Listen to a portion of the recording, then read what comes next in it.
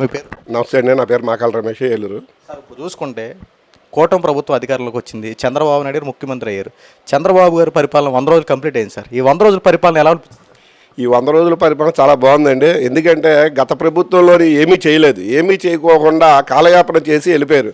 ఇప్పుడు చంద్రబాబు నాయుడు గారి మీద అనేక ఒత్తిళ్ళు బాగా ఉన్నాయి. ఎందుకంటే రాష్ట్రం బాగా అప్పులు పాలు చేసి ఆయన వెళ్ళాడు. ఈ అప్పులు గాల్లో పెట్టాలి, ఒక సంపద సృష్టించాలి, సంపద పంచాలంటే ఒక చంద్రబాబు నాయుడు గారు కావాలని చెప్పి ప్రజలందరూ ఏకకంఠంతో ఆయన ఎన్నుకున్నారు. 164 సీట్లు ఇవ్వడం జరిగింది. ఏదైనా సరే చంద్రబాబు నాయుడు సమర్థమైన నాయకుడు అని చెప్పేసి ప్రజలందరూ అనుకున్నారు. ఒక్కొక్కటిగా సూపర్ 6 6 పథకాలు ఉన్నాయి. 6 పథకాల్లో ఒక్కొక్కటిగా నెరవేర్చుకుంటూ వస్తున్నారు. అలాగే రేపు దీపావళికి గ్యాస్ బండ్లు కూడా 3 గ్యాస్ బండ్లు కూడా ప్రతి ఇంటికి కూడా ఇవ్వనున్నారు. సార్, ఇప్పుడు చూసుకుంటే చంద్రబాబు గారు గత వారం రోజుల క్రితం వచ్చిన వరదల్లో విజయవాడలో అనేక మంది వరద బాధితులు ఉంటే 74 సంవత్సరాలు ఉన్నటువంటి చంద్రబాబు నాయుడు గారు మోకాళ్ళ లోతున నిలిగి అనేక మందిని కాపాడి సహాయక చర్యలు చేశారు సార్. అంతేకాకుండా నష్టపరిహారం 25,000 ప్రతి కుటుంబానికి అందించారు. ఇది ఎలా అనిపించింది సార్?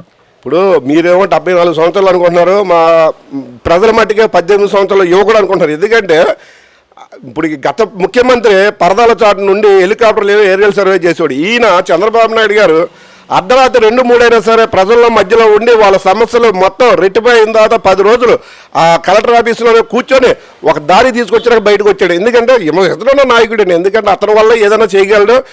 ఈ థ్రెడ్ ఇంక ఏ ముఖ్యమంత్రి కూడా చేయలేరండి. ఎందుకంటే చంద్రబాబు నాయుడు గారు కాబట్టి అధికారులు కూడా దడిసి దగ్గరుండి పనిచేశారండి. అలాగే ఏలూరు జిల్లా నుంచి కూడా చాలామంది వెళ్ళి 10 రోజులు అక్కడ ఉండి మొత్తం అంతా చేసుకుని బయటకు వచ్చారు సార్. సార్, ఇప్పుడు చూసుకుంటే అన్నా క్యాంటీన్లు ఏర్పాటు చేశారు సార్. గతంలోనే చంద్రబాబు గారు అన్నా క్యాంటీన్లు ఏర్పాటు చేశారు. ఈ జగన్మోహన్ రెడ్డి వచ్చిన తర్వాత పేదవాడి నోటికాడ అన్నం తీసేసి మొత్తం అన్నా క్యాంటీన్లు ఆపిచ్చేసారు సార్. మళ్ళీ చంద్రబాబు గారు అధికారంలోకి వచ్చి పేదవాడు ఆకలి తీర్చే విధంగా అన్నా క్యాంటీన్లు ఏర్పాటు చేశారు. మళ్ళీ రీసెంట్గా ఇంకో 75 అన్నా క్యాంటీన్లు పెంచారు సార్.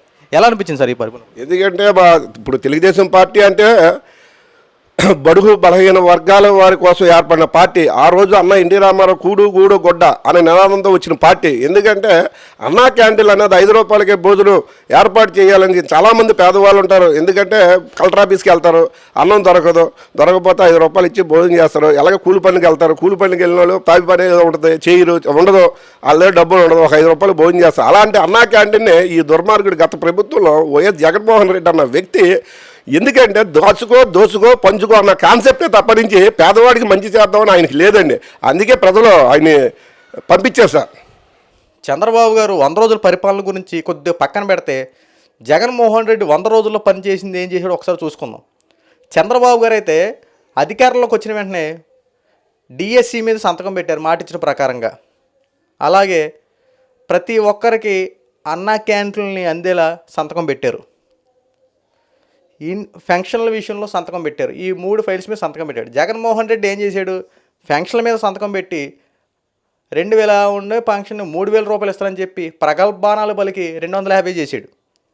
ఎంత గొప్ప విషయం చేశాడు జగన్మోహన్ రెడ్డి. అదే చంద్రబాబు గారు ఒకే టైంలో 3,000 రూపాయలు ఉన్నదని 4,000 రూపాయలు ఇచ్చాడు. ఇది చంద్రబాబుకి జగన్ ఉన్న తేడా. పోనీ వదిలేసే. జగన్మోహన్ రెడ్డి రావడం ప్రజావేదికలు కూర్చడంతో ప్రారంభించాడు.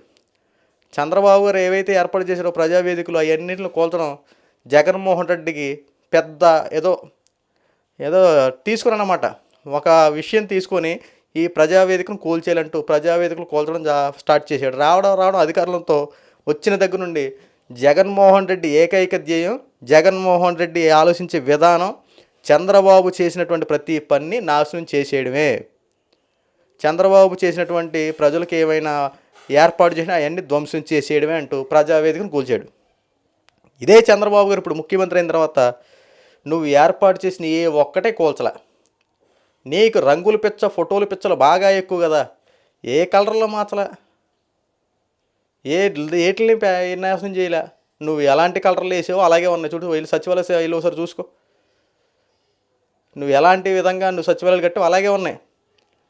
పడేసి నాశనం చేయలేదుగా.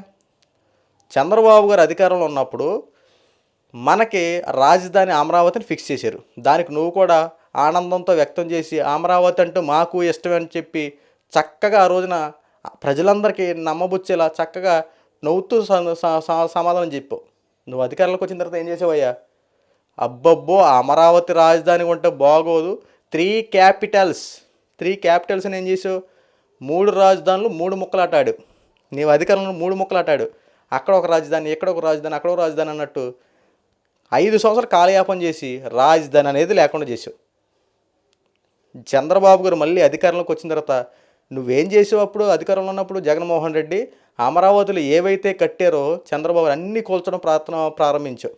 కానీ చంద్రబాబు గారు అదే అమరావతిలో మొత్తం ఆ ఏరియా అంతా చెట్లతో పుట్టలతో నిండిపోతే అవన్నీ శుభ్రం చేసి మళ్ళీ అమరావతిని క్యాపిటల్ సిటీగా రూపుదిద్దడం కోసం 15,000 కోట్ల రూపాయలు నిధులు తీసుకొచ్చి పనులు ప్రారంభించి అమరావతి రాజధానిని క్యాపిటల్ సిటీగా మార్చి చూపించడం కోసం రంగం సిద్ధం చేశారు. అయ్యా జగన్మోహన్ రెడ్డి ఎక్కడితో నీ పరిపాలన ఆగిందా అంటే అస్సలు ఆగల. నవరత్నాలు పథకాలు అని చెప్పన్నావు. ఒక్కొక్క నవరత్నంలో కనీసం 15,000 రూపాయలు అంటావు. ప్రజలకు ఇచ్చేటప్పుడు మాత్రం 2,000, 3,000 కోత విధి ఇచ్చి 11,000, 9,000 అలా వేస్తావు. అమ్మఒడి కోసం చూసుకుంటే అమ్మఒడి ఏమంటావు? 15,000 అంటావు. ఇచ్చేటప్పుడు ఎంత ఇస్తావు? 11, 12. ఎందుకంటే మెయింటెనెన్స్ ఛార్జెస్, ల్యాప్టాప్ల ఛార్జెస్, అక్కడ ఉన్నటువంటి పరిసర శుభ్రవాళ్ళ కోసం, ఎన్నిట్ల కోసం, టాయిలెట్ల కోసం మీకు మెయింటెనెన్స్ ఛార్జెస్ ఉంటాయి. అవన్నీ మేము మీకు ఇచ్చినట్లు కట్ చేసి చేస్తున్నాం. ఎందుకంటే ఏమీ లేదు అన్నట్టు నువ్వు ఏం చేసావు? మెయింటెనెన్స్ ఛార్జెస్ అంటే కట్ చేసేవాడు. కానీ చంద్రబాబు గారు ఈ 100 రోజుల్లోనే చేసిన పనులు ఏంటో తెలుసా? పెన్షన్లో ఉచిత ఇసుక, అన్న క్యాంటీన్లు, మద్యం పాలసీ, ఇలాంటివి అన్న ప్రకారంగా ఒక్కటొక్కటి చేసుకుంటుంటే మొన్న ఒక 15 రోజుల క్రితం విజయవాడ ఫ్లడ్ రావడంతో ఆ వరదల్లో చంద్రబాబు అల్లుపెరగని పోరాటం చేసుకొచ్చి ఎంత ప్రజల్ని కాపాడుకుంటూ విజయవాడను మళ్ళీ యథాస్థితికి తీసుకొస్తే మీరు చెప్పే సొల్లు మాటలండి తెలుసా? 100 రోజులు ఏమి చేశారు, కూటమి ప్రభుత్వం ఏం చేశారంటూ మైకుల మీద ఓదర కొట్టినట్టు మాటలు మాట్లాడడం. ఎవరు అబ్బాయి మైక్ కళ్ళకి కొట్టినట్టు ఇప్పుడు చెప్పాను కదా, ఇప్పుడు ఆలోచించండి, టాలీ చేసుకోండి. 100 రోజుల్లో జగన్మోహన్ రెడ్డి చేసింది ఏంటి, చంద్రబాబు గారు ఏం చేశారో ఒకసారి చూసుకోండి. గ్రామ సభలకి ఏర్పాటు చేసి గ్రామ సభలు నిధులు విడుదల చేశారు రయ్యా. ఇది మీరు అసలు చేయగలిగారా? గ్రామాలను పట్టించుకున్నారా? పంచాయతీలను పట్టించుకున్నారా? గ్రామం అనేది ఒకటి ఉందరా బాబు, ఒక పంచాయతీ అనేది ఒకటి ఉందరా బాబు, వాళ్ళు కూడా మనుషులేరా, వాళ్ళని మనం ఈ గ్రామాలు బాగుపడితేనే మొత్తం ప్రపంచం అంతా బాగుపడతారు, గ్రామాల్లో ఉన్నటువంటి ప్రజలు చైతన్యవంతంగా ఉంటేనే, గ్రామంలో ఉన్న సమస్యలు తీరితేనే రాష్ట్రం బాగుంటుందని చెప్పి కూటమి ప్రభుత్వం ఆలోచించింది. మీరేమైనా ఆలోచించారా? ఎంతసేపు దోచుకోవడం దాచుకోవడం అంతే కదా, ఇంకా అంతకుమించి ఏమీ లేదు కదా. అరే ఎప్పటికైనా ఆలోచించి చంద్రబాబు గారు 100 రోజుల పరిపాలన చూసి ఒకసారి టాలీ చేసుకోండి, ఇంకేమొద్దు. ఎందుకంటే మీకు ఆటోమేటిక్గా అర్థమైపోద్ది. మీకు ఇంకా అర్థం కాకపోతే అసలు మీకు రాజకీయ జ్ఞానం లేనట్టే, ఎందుకంటే జరిగిన మంచిని చూడండిరా. ఎవడో చెప్పిన సొల్లు మాటలు నమ్మకండి, జరిగిన మంచిని చూడండి. ఈరోజు 4,000 రూపాయలు మీ కళ్ళ ముందే మీరు ఇంట్లో వాళ్ళు ఎవరో ఒకరు తీసుకుంటూ ఉంటుంటారు 4,000 రూపాయలు. ఇది మంచి విషయం కదా? మీ కళ్ళ ముందు అనేక మంది భోజనం చేస్తారు అన్నా క్యాంటీన్కి వెళ్ళి, అది వాస్తవం కదా? ఉచిత పాలసీస్గా అవలంబించారు. మీరు ఏర్పాటు చేసిన సచివాలయాల్లోనే ఇప్పుడు ఆ పాలసీ సంబంధించిన లిస్ట్ ఉండడంలో అది మంచిది కదా? ఏర్పడిన 100 రోజులే కదరా, 100 రోజుల్లో ఎంత మంచి పరిపాలన, ఎందుకు కుళ్ళుకు చచ్చిపోతారు? శివరాజుగాలు చేయడం మానండి రా బాబు. ఇప్పటికైనా మంచిగా పరిపాలన చేస్తున్న వాళ్ళకి సపోర్ట్గా నిలబడి, లేదంటే చేతనైతులు చేయకపోతే మూసుకొని కూర్చొని అంతే.